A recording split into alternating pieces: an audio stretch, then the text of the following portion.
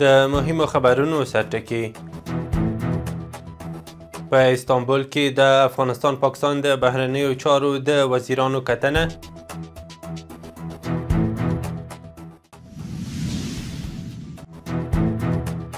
روسیې چین او ایران سره د ګډو بانکونو په جوړېدو د سرپرست حکومت خبرې.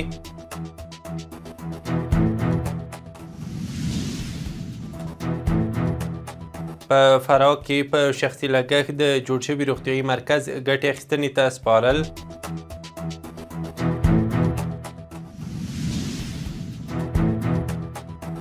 او د ایران په دریو مهمو اټومي تاسیساتو د امریکا تازه بریدونه.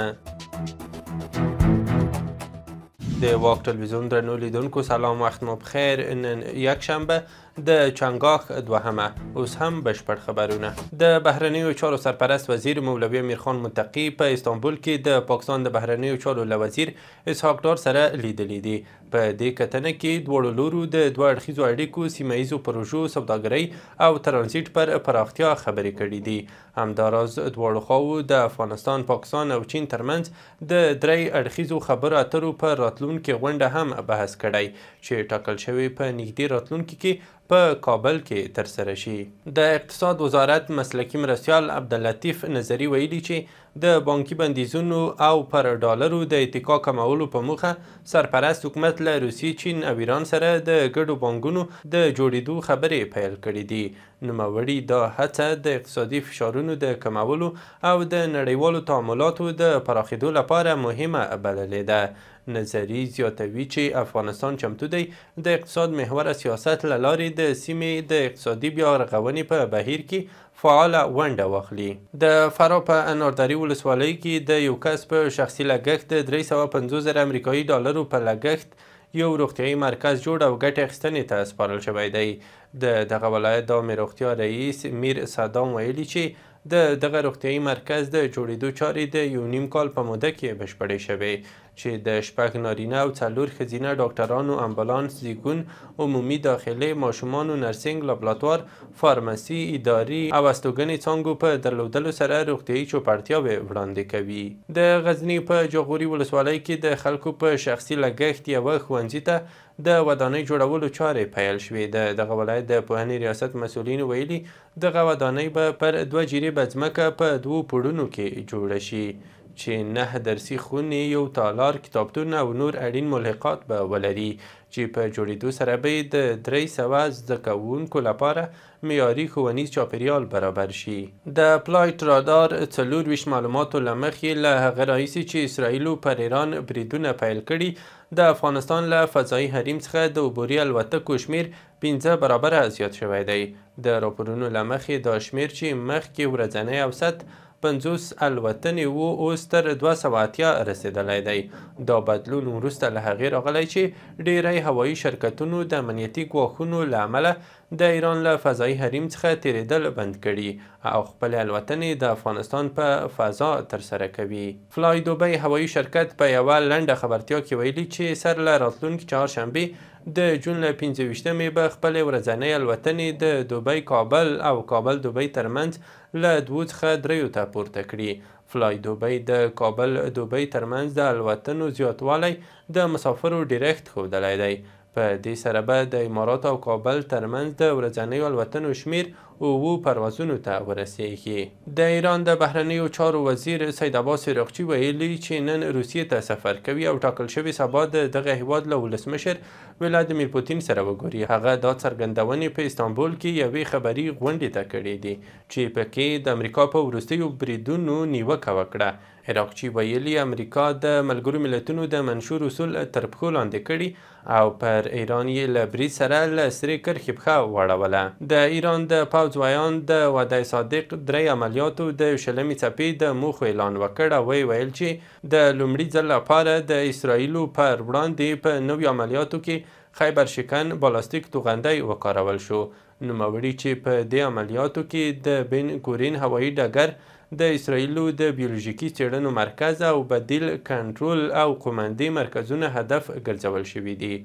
موج 20 عملیات وعده صادق 3 با شلیک 40 فروند موشک سوخت جامد و مایع آغاز شد. در این عملیات برای نخستین بار از موشک بالستیک چند کلاهکی خیبرشکن از نسل سوم موشک‌های هوافضای سپاه پاسداران با بهره‌گیری از تاکتیک‌های جدید و غافلگیر کننده جهت اصابت دقیق‌تر، مخربتر و مؤثرتر استفاده شد. د ایران سپاه پاسداران ویلي هغه هوایي ډګرونه ورمعلوم دي چې د امریکا لخوا پر ایران بریدونه ترسره شوي دي. سپاه پاسداران ویلي د واشنگټن دغه بریدونه ایران ته زمینه برابره کړه چې د عادي محاسباتو څخه بهر خپل انتخابونه عملي کړي. ایراني رسنیو ویلي چې سپاه پاسداران نن سهار د وعده صادق 3 عملیاتو شلمه څپه بریدونه پیل کړي دي. راپورونه وایي په دې بریدونو کې نږدې 30 توغندي ویشتل شوي چې اسرائیلو ته یې درانه زیانونه اړولي دي. تسنیم خبري آژانس هم ویلي چې د ایران د هوایي بریدونو اصلي موخه حیفا او تل‌ابیب ښارونه وو. ویل کېږي چې څو توغندي په حیفا لګېدلي او یو شمېر نور په تل‌ابیب کې خپلو هدفونو ته رسېدلي دي. په ملګرو ملتونو کې د ایران استازوالی امنیت شورا ته په یوه رسمي لیک کې غوښتنه کړې چې د امریکا د وروستیو بریدونو په اړه د بیړنۍ غونډه راوبولي. ایران ویلي چې د امریکا دغه بریدونه د ملګرو ملتونو د منشور له اصولو سره په ټکر کې دي او امنیت شورا باید د خپلو مسؤلیتونو په چوکاټ کې پرې لازم اقدامات وکړي. په لیک کې د غونډې موخه د جنایتونو ځواب ښودل شوی دی. د هیواد پخواني ولسمشر حامد کرزي د امریکا لخوا د ایران پر اټومي تاسیساتو د برید په اړه ژوره اندېښنه څرګنده کړې او دا یې د نړیوالو اصولو خلاف عمل بللی دی. د پاکستان بهرنیو چارو وزارت د ایران پر اټومي تاسیساتو د امریکا بریدونه غندلي او دا یې د تهران پر وړاندې د تل‌ابیب د بریدونو دوام بللی دی. اسلام آباد په یوه اعلامیه کې ویلي چې د وضعیت د لا خرابېدو په اړه ژوره اندېښنه لري او دا ډول بریدونه یې له نړیوالو قوانینو او اصولو سره په ټکر کې بللي دي.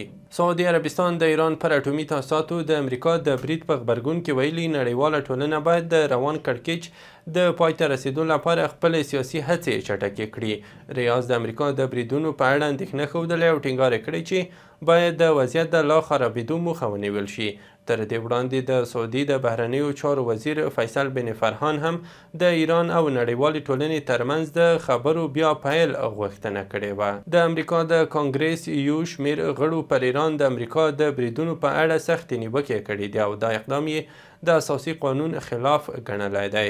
د کالیفورنیا ایالت د ډیموکرات ګوند استازي ساره جیکب خبرداری ورکړی چې دا بریدونه یو خطرناک اقدام دی چې ښایي امریکا یو ځل بیا په یوه اوږده او خونړۍ جګړه کې ښکېله کړي. او وروستی خبر مو هم د سپورت له ډګره دا چې د خوست د مرکز اړوند د لټکو نصیب په لوبغالي کې د 10 لوبډلو ترمنځ د والیبال سیالۍ پیل شوي دي. د خوست ورزشي امریت اړوند د والیبال فدراسیون تر چتر لاندې د یادو سیالیو د پیل لوبه د تڼیو او دلپوریو لوبډلو ترمنځ ترسره شوه چې د تڼیو لوبډلې د 25 پر وړاندې د 15 نمرو په ترلاسه کولو سره خپلې سیالې لوبډلې ته ماتې ورکړه او بریا یې خپله کړه. درنو لیدونکو له ملتیا مو مننه. مهم او وروستي خبرونه مو همدومره وو.